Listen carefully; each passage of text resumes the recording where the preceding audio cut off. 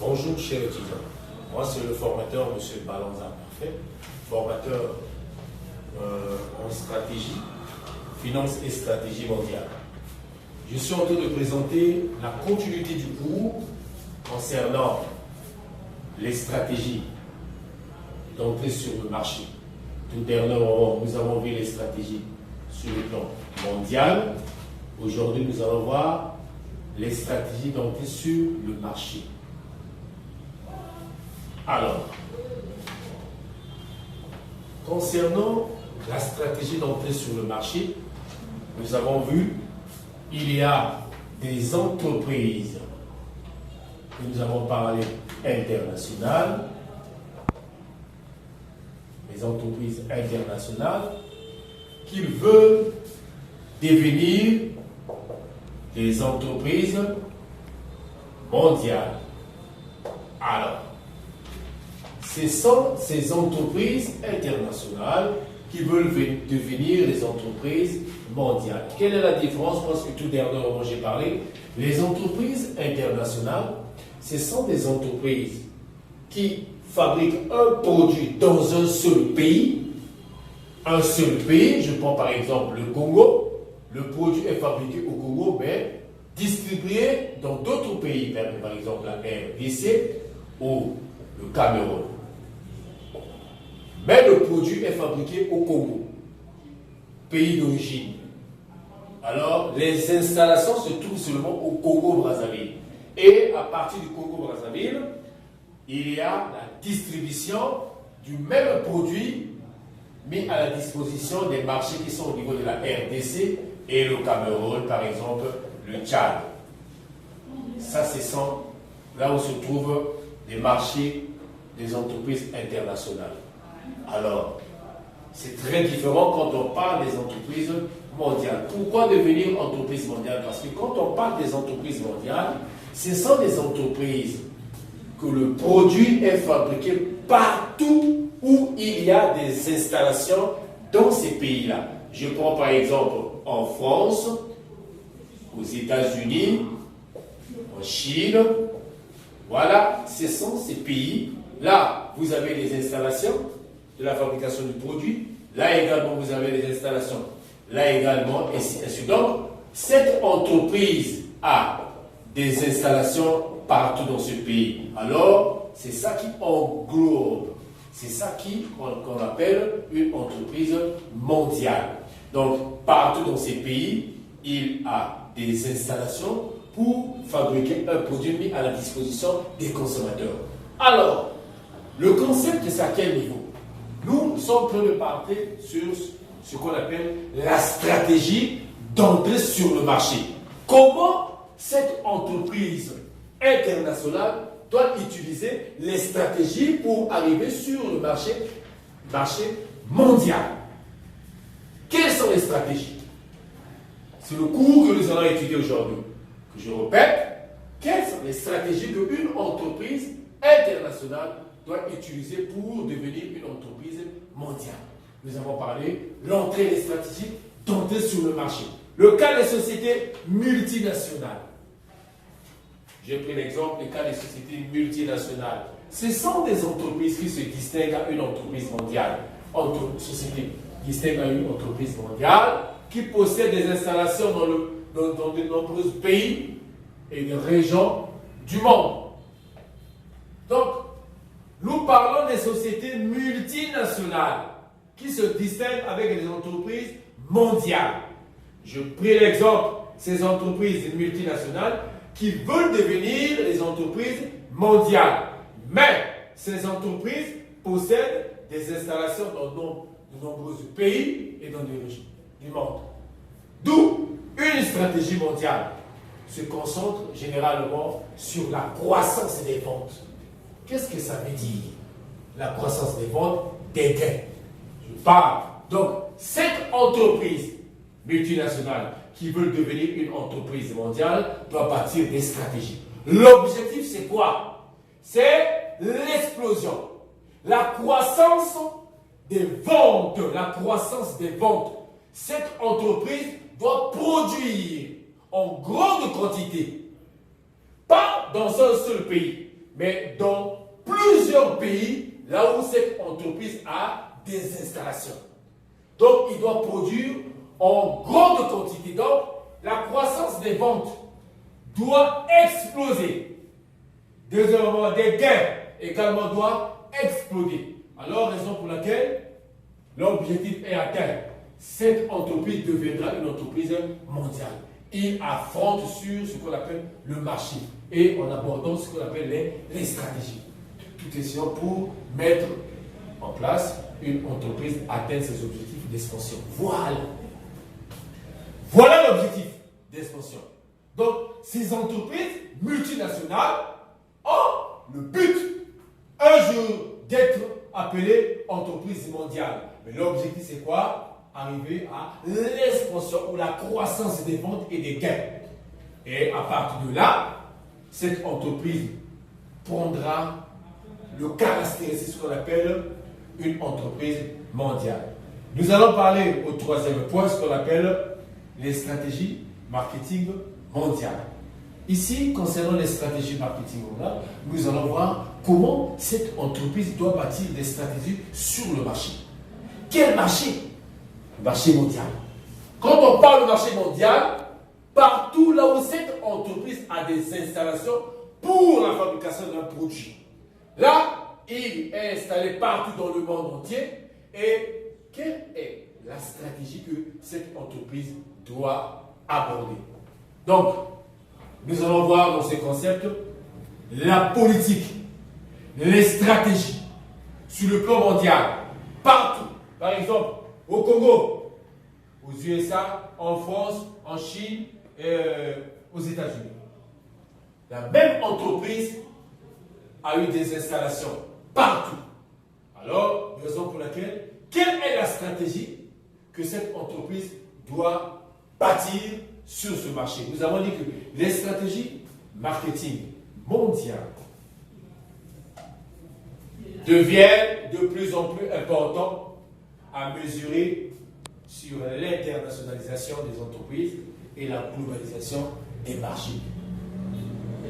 Alors, cette entreprise, alors le mot que je viens de parler ici, internationalisation des entreprises et la globalisation des marchés. Alors, quand nous parlons cette entreprise qui était au départ une entreprise internationale, qui devient une entreprise mondiale, doit bâtir des grandes stratégies afin que sur le marché mondial, une fois les consommateurs qui sont installés, qui s'intéressent à un produit dans ce pays, puissent bénéficier régulièrement de la satisfaction de leur bon de commande.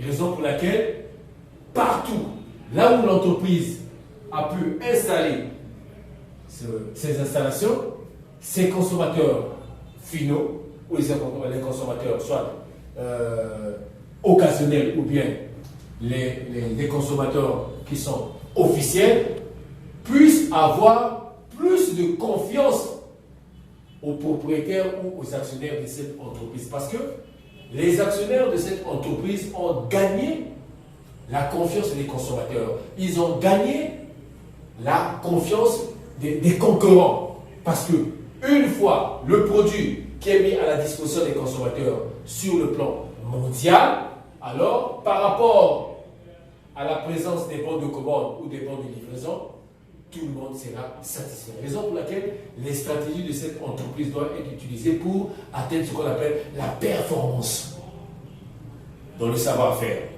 Alors, nous avons dit ceci, les stratégies se caractérisent par une coordination centrale visant à réaliser des économies d'échelle et d'envergure. Car la demande des consommateurs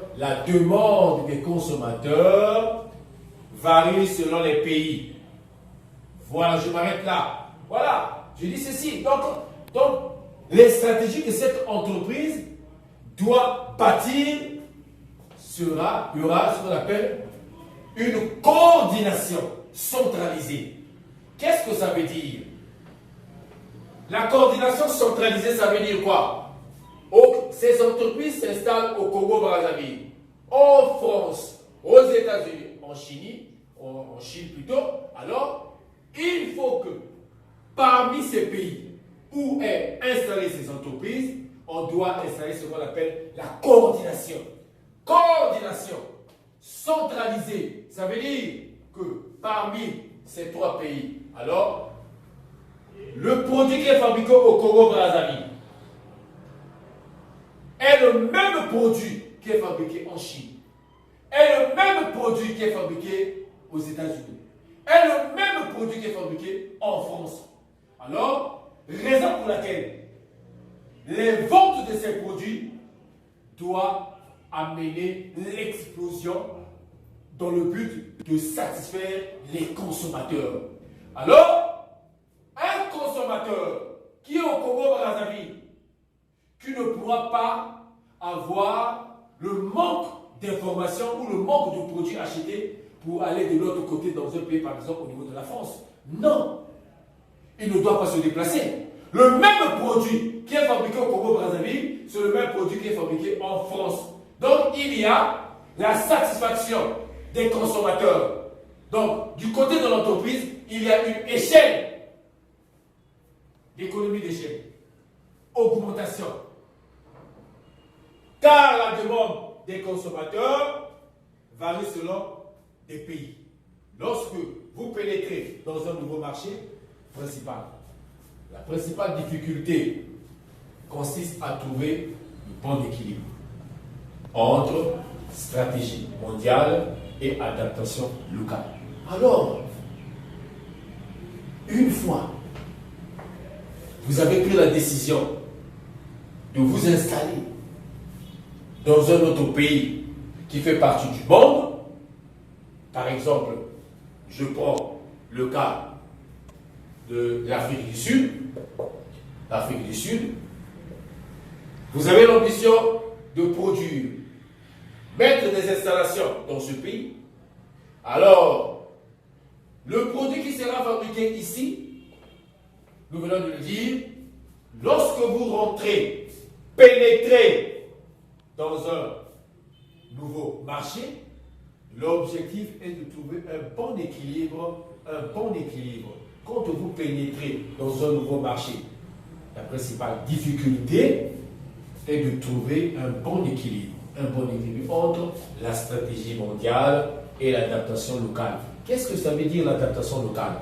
Une fois que vous avez pris la décision de vous installer en Afrique du Sud, l'adaptation, ça veut dire vous devez connaître le comportement des gens qui sont dans ce pays, leur savoir-vivre, leur savoir se comporter. Est-ce qu'ils s'intéressent à ce produit? Leur langage, leur langue, donc le caractère de leur comportement. Une fois que vous avez les informations, c'est ça qu'on appelle la stratégie en adaptation locale. Donc vous devez connaître le comportement de ces consommateurs qui sont en Afrique du Sud. Leur manière de vivre, leur manière de se comporter, leur langue. S'ils utilisent l'anglais, ils utilisent le français, alors le produit qui sera mis à leur disposition doivent avoir la marque écrite en anglais. Ils ne doivent pas avoir des difficultés pour lire ou avoir des informations sur le produit que vous avez mis à leur disposition. Donc, ça c'est ce qu'on appelle adaptation locale. Le langage de ce pays. Et c'est votre entreprise qui s'installe en Afrique du Sud. Ça fait partie des entreprises qui font partie du monde. Alors, vous passez sur ce qu'on appelle la stratégie mondiale. Stratégie mondiale, donc, les stratégies que vous allez utiliser. Le produit qui est fabriqué en Afrique du Sud, c'est le même produit qui est fabriqué en Chine. C'est le même produit qui est fabriqué en France. Alors, les consommateurs qui sont en Afrique du Sud, pris connaissance de ce produit, alors vous avez gagné la confiance de ces consommateurs en Afrique du Sud. Alors, c'est le même produit qui est fabriqué en France, il ne pourra pas avoir des pensées arrière ou en cas de manquement de ce produit, de se déplacer aller en France. Alors, votre objectif est d'atteindre la satisfaction des consommateurs. Et raison pour laquelle la stratégie que vous allez apporter auprès de ces consommateurs, de fabriquer régulièrement le même produit qui est fabriqué partout là où vous avez vos installations. Donc vous avez gagné ce qu'on appelle la stratégie mondiale. Stratégie mondiale de même produit. Donc le même produit, partout dans le monde entier, il est fabriqué. Donc un consommateur en Afrique du Sud ne peut pas aller en Chine ou en France ou aux États-Unis. Non, parce que vous avez déjà gagné la confiance de ces consommateurs. Alors, il y a ce qu'on appelle une stratégie mondiale. Alors ensuite, nous avons parlé des objectifs que je vais dire. Vous devez avoir ce qu'on appelle la coordination de la stratégie marketing de votre entreprise, la manière que vous pénétrez dans un marché mondial. C'est ce que je venais d'expliquer. Ça, les objectifs. Votre objectif, c'est bâtir ces stratégies sur le marché afin que les consommateurs qui s'intéressent à ces produits puissent avoir de la confiance à vous, les actionnaires, que vous amènez ce produit sur le marché. Alors, nous avons dit quelle est la marche à suivre. Les éléments sont considérés comme guides à suivre, impliqués dans votre stratégie marketing mondiale par rapport à une stratégie multi-domestique. Il y a des points forts, des points faibles concurrentiels de ces deux approches. Vous pouvez ensuite élaborer un plan marketing intégré à mesure que vous pouvez pénétrer le nouveau marché. Alors, ici, la démarche à suivre. Qu'est-ce que ça veut dire quand on parle de la démarche à suivre? J'ai souligné la stratégie de marketing mondial. Ici, par rapport à quoi? C'est par rapport à ce qu'on a dit ici, les stratégies multi-domestiques. Voilà, quand on parle des stratégies multi-domestiques, il y a les points forts et les points faibles. Ça veut dire, quand on arrive par rapport à faire adapter un produit auprès des consommateurs, parfois il y a des cadences, les consommateurs parfois ne s'intéressent pas à ces produits, il y a un problème de difficulté. On regarde également les marchés qui sont sur le marché, beaucoup de gens ne s'intéressent pas à ce produit, et raison pour laquelle il y a un problème de difficulté, le produit ne peut pas être avancé pour donner ce qu'on appelle l'expansion de ce que l'entreprise est en train d'attendre. La raison pour laquelle nous parlons aussi, il y a des points faibles et des points en face, parce que là, vous allez rencontrer les concurrents sur le marché, parfois un produit qui n'apporte pas des bons résultats, la raison pour laquelle c'est ce qu'on appelle multi-domestique. Alors, et ensuite, nous avons parlé sur le plan marketing intégré à mesure sur le nouveau marché. Donc là, le plan marketing intégré ici à mesure, nous parlons toujours sur quand une entreprise prend la décision d'amener un produit sur un nouveau marché. Alors, on fait ce qu'on appelle l'intégration. L'intégration, de faire entrer un produit sur le marché, faire connaître le produit à des consommateurs, utiliser beaucoup de stratégies afin que de faire convaincre des consommateurs réellement que le produit est fiable, doit apporter des bons résultats correctement. Et nous parlons sur le plan mondial, un produit qui est fabriqué partout là où vous avez des installations. Et raison pour laquelle, sur ce plan, la pénétration de la stratégie marketing d'un produit. Et plus loin, nous avons parlé de ce qu'on appelle le rôle. Quel est ce rôle? Stratégie marketing mondiale, globale des pays, des différentes régions, vise à coordonner les efforts marketing entreprises pour ces marchés-là. Donc, quand nous parlons de la coordination, toujours comme c'est ce que je vous l'ai dit tout à l'heure, quand on parle de la coordination, c'est ça.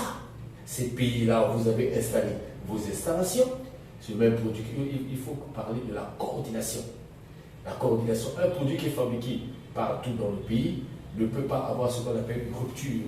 Quand on parle de rupture, c'est un manque à gagner pour l'entreprise. Les consommateurs fuient, les consommateurs manquent de produits, alors c'est un manque à gagner. La raison pour laquelle il y a le produit, quand on parle de la coordination, parmi tous ces pays-là où vous avez mis vos installations, donc le même produit sera fabriqué pour l'objectif de faire ce qu'on appelle l'expansion des ventes. L'expansion des ventes, c'est quoi? Parce que c'est votre objectif que notre entreprise est en train d'attendre. L'objectif, c'est quoi? L'expansion des ventes. Là, au Congo-Brazzaville, il y a une amélioration des ventes. Aux États-Unis, en France, en Chine, en Afrique du Sud. Alors, parmi tous ces pays-là, il y a une expansion des ventes. Donc, les ventes donnent des résultats acceptables. Raison pour laquelle, d'une cadre générale, l'entreprise présente ce qu'on appelle la performance auprès de ses consommateurs. Raison pour laquelle nous allons parler aussi même du gain. J'ai parlé du gain quelque part ici. des gains. Des gains. Des gains, c'est des résultats que l'entreprise attendait. Des gains partout. Le bénéfice que l'entreprise est en train de collecter partout là où il y a des installations. Et pour ça, d'une manière générale, l'entreprise avance dans ses projets. Donc voilà un peu, dans le cadre général, ce que nous pouvons parler aujourd'hui concernant la stratégie d'entreprise sur le marché. Merci, chers étudiants, et on nous revoit prochainement. S'il y a des questions, on est toujours disponible à l'école.